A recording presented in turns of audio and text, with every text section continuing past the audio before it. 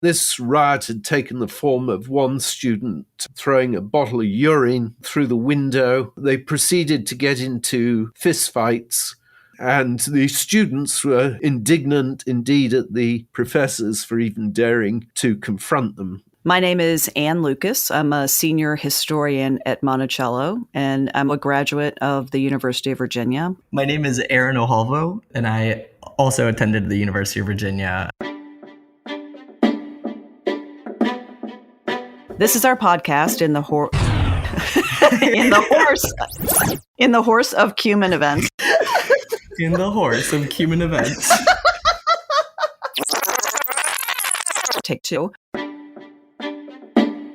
This is our podcast in the course of human events, and our topic today is Andrew O'Shaughnessy's newest work, The Illimitable Freedom of the Human Mind, Thomas Jefferson's Idea of a University. And today's podcast will focus on a riot that took place at the university in 1825.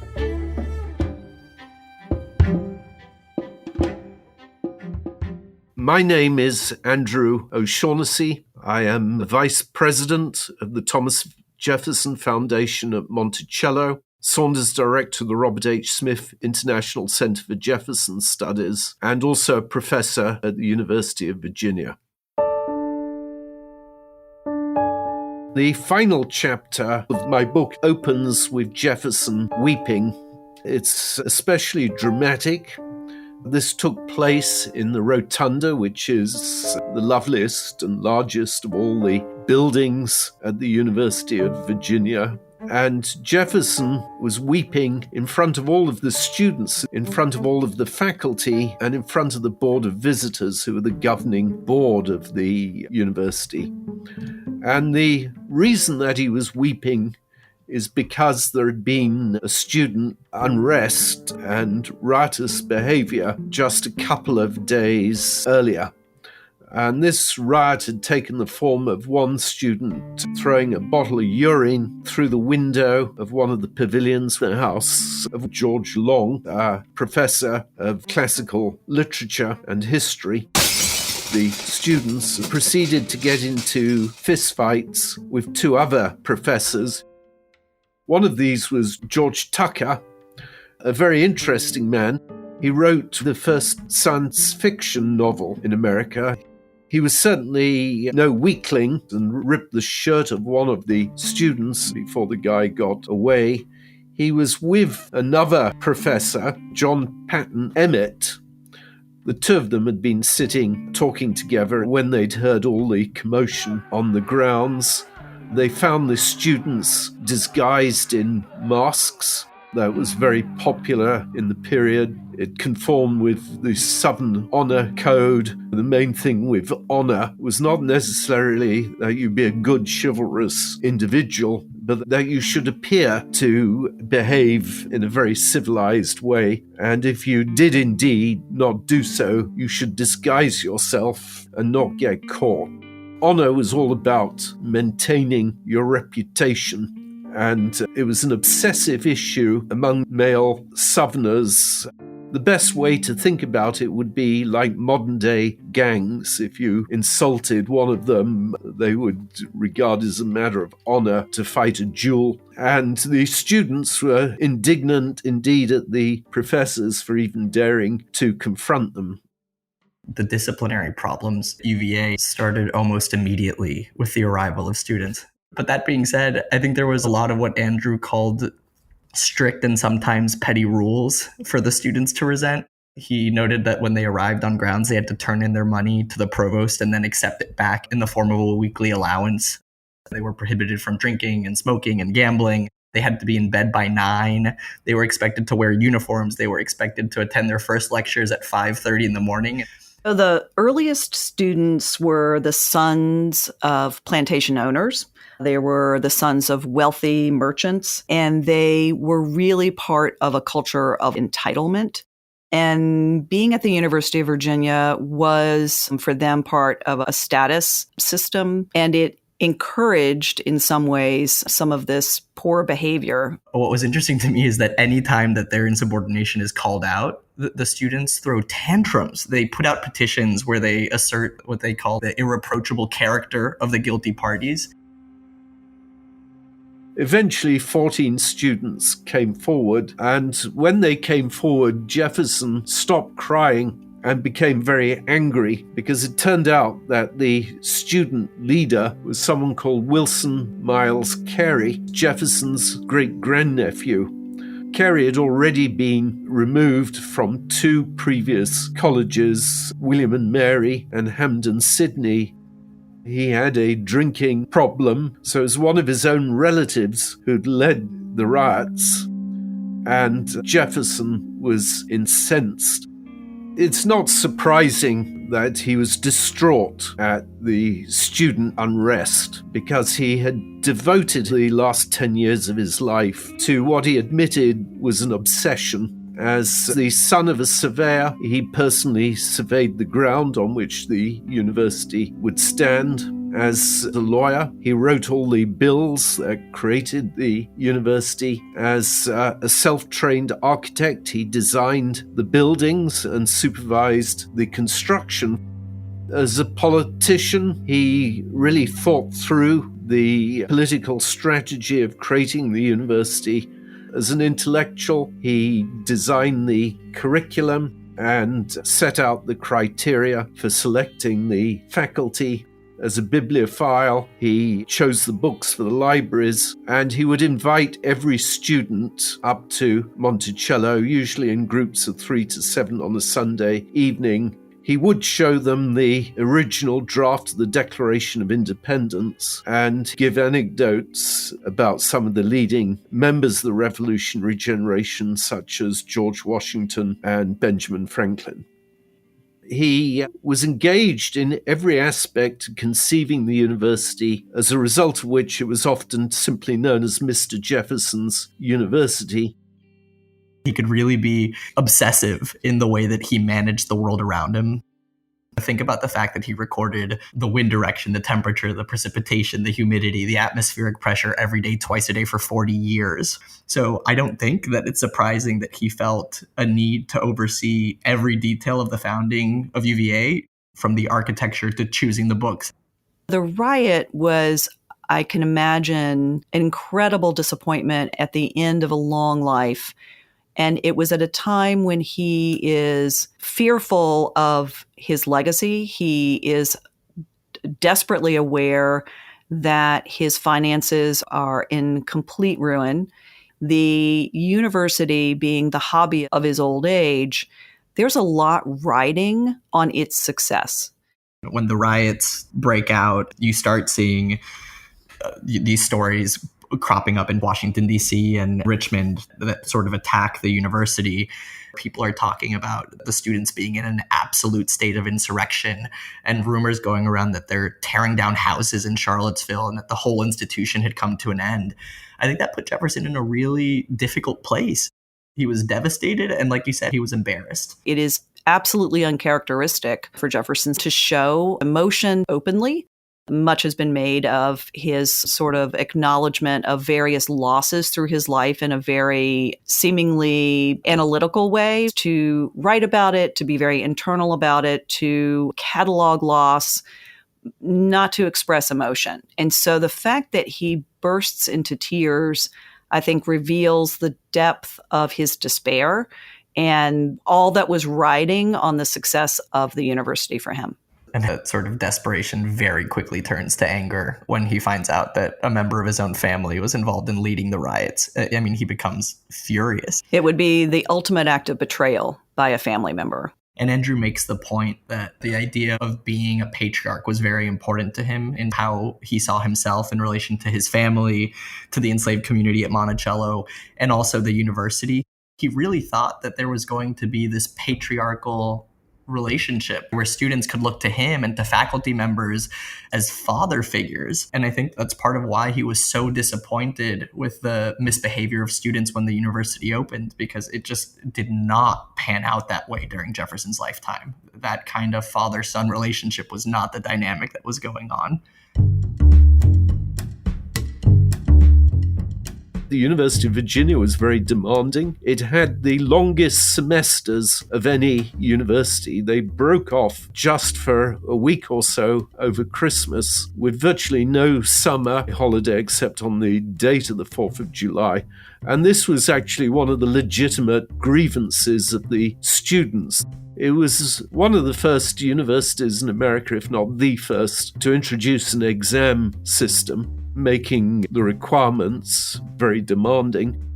Jefferson said that the students divide into 3 groups. He said you have some excellent students in the top third, which was praise indeed, because people claim that Jefferson never praised any of these students unless they were as bright as he was and had the same work ethic.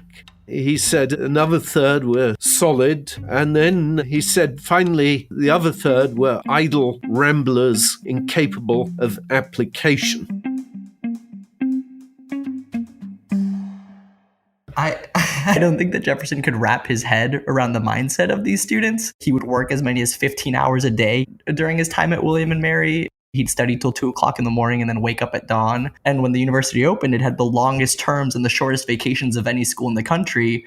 I think because Jefferson couldn't fathom that students would want to waste time that they could be using to improving themselves, which I think just gives him a great degree of disdain for these ramblers. But honestly, I think it's so funny that Jefferson feels the need to calculate things like this. It kind of reminds me of the math that he does, leading him to claim that there was a 14-1 chance that his daughters would marry blockheads and that that's why they needed to be educated. Well, also, he essentially ranks his grandchildren. Yes.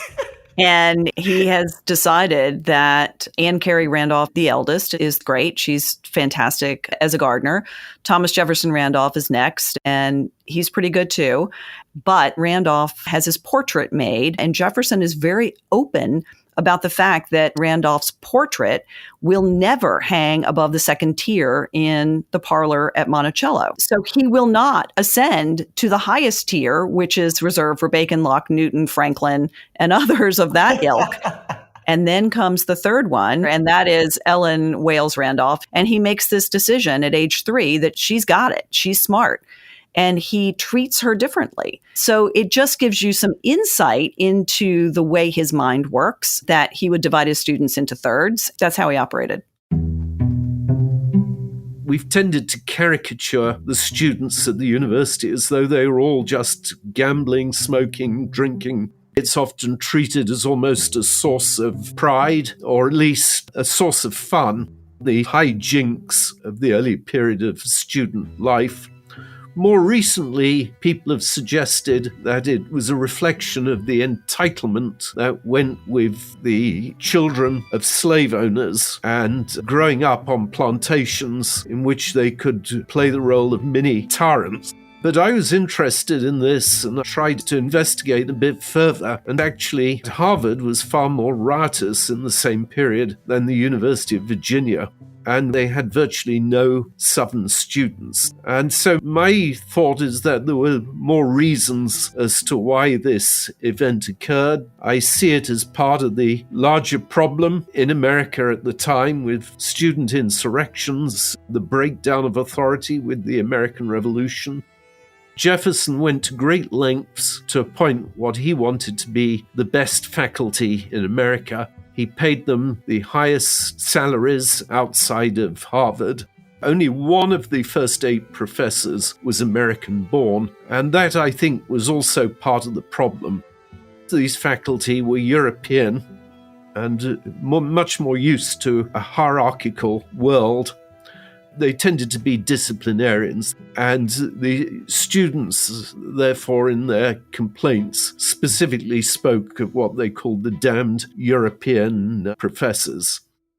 I think that a lot of the displeasure with the European professors stemmed from these students feeling that their parents had cast off the shackles of the old world, and suddenly they were expected to take orders from foreigners in their mind. These professors represented all of the values that their parents and grandparents had fought against. I think that Andrew rightly points out that violent student riots like this were taking place all over the country, and that northern schools like Harvard experienced them too. But at a place like Princeton, where a third of the student body is coming from southern states, that third of the student body was disproportionately delinquent in violent behavior. In Notes on the State of Virginia, Jefferson makes the case that children absorb everything. So when a white child sees their parent punish enslaved people on a daily basis, they're being nursed in tyranny. And he argues that destroys the morals of white Southerners and transforms them into despots. And honestly, I think you see that over and over again at the university. It's worth pointing out that there were riots subsequent to the 1825 riot, culminating in a horrible incident in 1840 where John A.G. Davis, a professor, was fatally shot during an insurrection on the lawn. So it's 15 years of unrest. One anecdote that Andrew included in the book was in 1828, where a group of students beat an enslaved waiter with a broken stick until one of the hotel keepers, the sort of outside contractors that managed the dining halls, came out and found the waiter covered in blood, and he broke up the fight and reported the students. And then during the hearing, the student expressed indignation at being called before the faculty for so trifling an affair as that of chastising a servant. And then, of course, he challenges the hotel keeper who had reported him to a duel and threatens to shoot him in front of a crowd. And in Notes on the State of Virginia, Jefferson ends that section where he talks about slavery on an ominous note. He admits that he trembles for his country when he reflects that God is just and that his justice cannot sleep forever. And honestly, I think that he's capable of seeing that there's retribution for centuries of violence on the horizon, and that if there's a benevolent God, there's no way that he's taking the side of the Southern whites in that contest. There's a great quote that I want to get in here. There's a British sociologist named Harriet Martineau who visits the university in 1835. And she writes, "The eyes of the world will be fixed on Jefferson's University during the impending conflict between slaveholders and freemen." And it's incredible that in 1835, she is forecasting the tension and she's recognizing the university as this microcosm of what will come. And I think Andrew does an incredible job of looking at how others have viewed the university as sort of a lightning rod for conflict. It's no accident that the Unite the Right rally in 2017 chooses the lawn at the University of Virginia. I feel like it would be wrong to not bring that into the conversation when we talk about riots that take place in that space. One of the students I talk about in the book is a man called Henry Tutwiler, who later becomes president of the University of Alabama and founds a school which was distinctive for encouraging both boys and girls. It was co-ed. One of his daughters became one of the first women principals of a college. Tutwiler was also unusual as a Southerner in that he had been an anti-slavery campaigner, and it was a view in which he did not waver. And I like to use him as an example of the progressive nature of university education. The great hope of Jefferson was that each generation would improve their country and improve their society. Tutwiler gave a talk to the Alumni Society in 1875, 50 years after the riot, and he said to all the assembled that he could remember Jefferson as well as if he could see him in the room at that moment. He then described what it was like as a student to go up and dine at Monticello, and Tutwiler gave quite an amusing description. He said that Jefferson was going deaf, and so during these dinners he would push back his chair, and he did this in order to see the students in animated discussion. He envisaged the university as a community in which professors lived among students and acted almost in a parental role, encouraging and supporting the students. He wanted to observe, I suppose, the fruits of what he'd labored so long to achieve. Whenever I have the vision of the students coming to dine at Monticello, I'm reminded of the work that Jefferson accomplished as a politician at the dining table.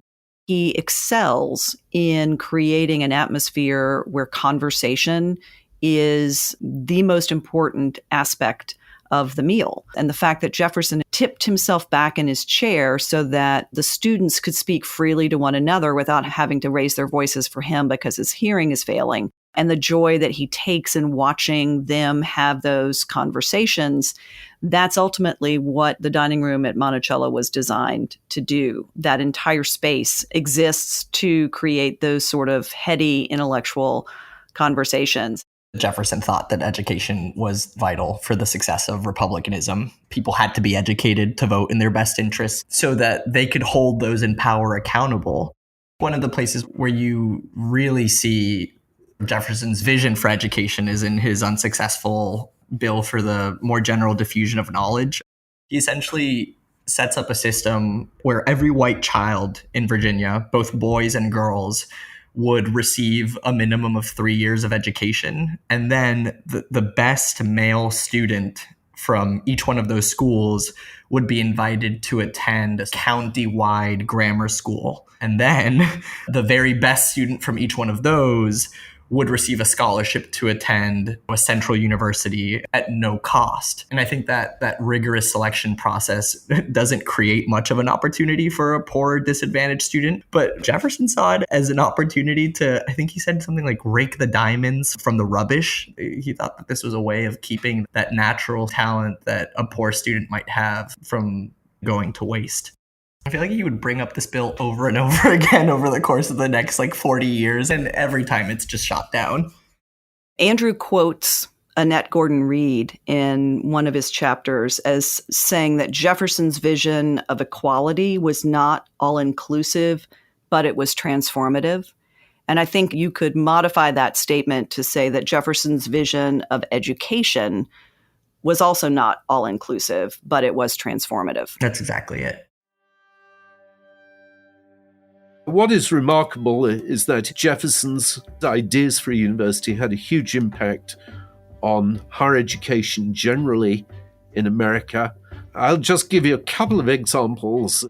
One is the elective curriculum of students being allowed to choose their subjects. And the other is the fact that it was really the first secular university, although others had tried it for a short period. This was the first attempt to create a secular university. And in that sense, it anticipated many of the features of the modern 21st century university. Aaron, thanks so much for joining me today. Yes, I want to thank you for spending so much of your morning with an idle rambler like me. It was an absolute joy. And a big thank you to Andrew for the work that went into telling the story and giving us such a rich subject to talk about.